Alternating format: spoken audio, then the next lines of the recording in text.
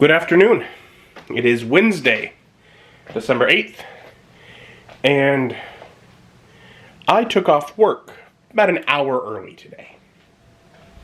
Not a huge amount of time, but just really some extra time to fit in a little more reading of Curriculum of Chaos. And would have gotten off work 15 minutes ago. And I have not only finished the first chapter that I started last night, but I have finished the second chapter. Now chapters 3, 4, 5, and 6 are adventures that I will be skimming. Although with as much of the book as it is, I will at least be kind of looking over them just to see kind of what's in there.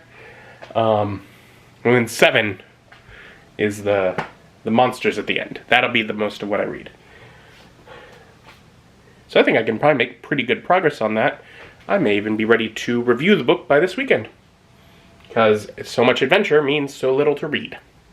Because that's the boring part that I don't use. But, stepping aside, I have an attention deficit. Can't just focus on reading the entire time. I have to give my brain a break. I was thinking, what are a couple things I could do today? There's something I've been thinking of for a while.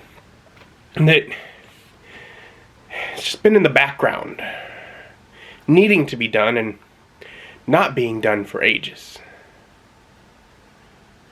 These belts. So, these belts hang on the back of the door. And when I add to it the belt that I now wear, that I got for my birthday, they barely fit on this hook. Now, the thing is, this one, I used to wear, particularly when I worked, in an office. I've been working from home since the pandemic, and this was sort of my backup other nice one that I kept with it. And I kind of, as the pandemic, I moved to these sort of cloth-style belts, primarily this one, until I wore it out. And then I had this one as sort of my backup because I wore it out. Although it's just not quite as nice. But they all hang here in the way, and I wear the belt that I'm wearing right now, and I basically never wear any of those. But they're in the way. They're in the background, and they don't need to be. And they make it hard to store the belt that I do wear on it when I need to. In here, in my closet, I have what I use as a tie hanger. But the tie hanger is also designed to have hooks and spots to wrap around belts as well. It's designed to do both. So I'm going to start using it to do both so that I can get those belts off the back of the door. And so it's taken care of. The cloth belts worked just fine on there. The leather ones hung down too far. So I just put them on top of a box of other clothes that I've taken off the hangers when I needed to make room in the closet for more minis, and boxed some stuff up. And before getting back to reading, something else I want to do before, of course, On the Anvil, Dwarven Forge Live this evening. I got a package yesterday when I was at Mom's. But to really explain what it's for, I need to open up the vault on the table. And with the vault all opened up, what I got is from a company called Mats by Mars. It's actually fairly local to me. And I got a mat. Now, they do not sell mats in the size for the vault, unfortunately. Although if I like this, I will probably request that they start doing so. But I have ordered one that's should be basically the same.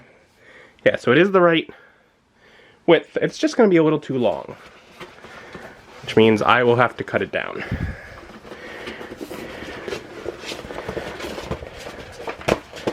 But to get the idea, once I do, the idea being I should be able to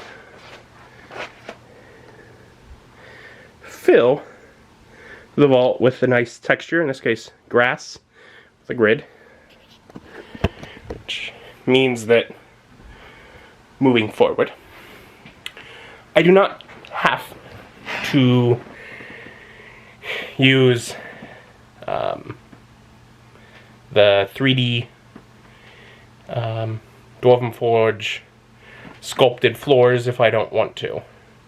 Or maybe have some of them and use banks to get down to this, and then have hillocks with trees and such as I go, so I can expand my area of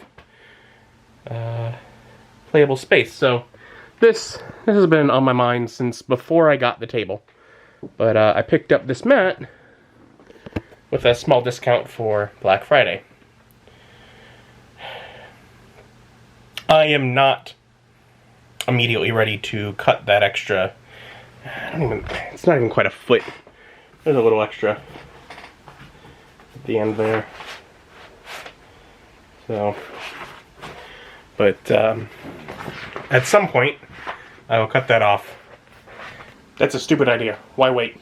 Okay, so I got this on this side pushed where it's actually underneath the lip here, and then lined up over here that there's just a little bit that will go under on this side if I cut right at this line. So I have made some marks along there, if you want, with a wet erase marker, because I don't know if a wet erase marker will erase off of this or not. So I put them on the side that is being discarded, or not really discarded so much as just like that, used as a test for any markers or anything. And I'll take this out here using the box it shipped in as the sacrificial backing, and I will cut right on this line using a new, I just replaced the blade. There's a blade, which is actually the reason I was going to wait, because it's way up there above the tree is where I keep those, because usually they're on the paint table, but paint table is not a paint table right now. But I was like, you know what, I'm not going to wait until after Christmas. So I went through the effort of moving things so I could get stuff down. And now I have one that's not up there, and I will just carefully cut along the line. And if it's not perfect, it's fine. Literally, it's designed where a little bit of it, like probably about a 1/4 inch on both sides, go underneath the edge. So as long as I'm not off by more than a 1/4 inch, it won't be noticeable. But I'll know, so I'm going to try and do my best.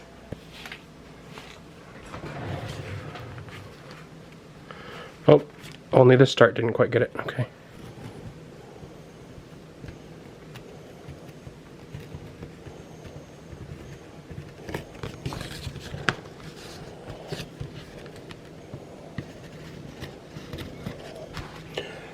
Okay. Sharp blade, very helpful. That was very easy. And I erred on leaving just a little bit more on this side if I could, which, I mean, if you notice, is very little on this side, but where, like, I drew on this side of the line basically. So if I need to, so if anything happened, I need to tidy it up later, I can. Also, in general, looks like wet erase works. Obviously I haven't left it for very long, but it does remove. And now this should fit properly. Done! So now it fits just fine. And rather than just make an assumption, I went and checked, and yeah, magnets still, they make a difference here. I have a terrain tray under there. And so yeah, basically the idea is being able to use things like this and make, you know, areas of 3D land on top of flat land, just to expand how much I can cover to fill, because the goal is to be able to obviously fill the vault, at least sometimes. Obviously not always, but that now opens up that option. So cool. Now, back to reading. And I only have like less than an hour and a half to finish before On the Anvil. We'll see how far I get. And so I did have just enough time to skim through the 4 adventure chapters. Only chapter 7 remains. And that's the friends and foes, stat blocks and such. Which means taking the little bit of time off work, just an hour off, I was able to get through the majority of that book today, as far as prepping for reviewing it. So that's nice. And I finished just in time to watch a live stream that I haven't gotten to sit and enjoy for quite a while. Dwarven Forge Live on the Anvil. And fun to settle in and watch On the Anvil again, though Nate was not present. So, oh well. Still, it's fun. Got a little time before bed. Still got 1 chapter left to read, so I'm gonna keep going, and I think it should be pretty easy for me to finish this before the weekend, so on a good pace for that. I'm gonna call it a night.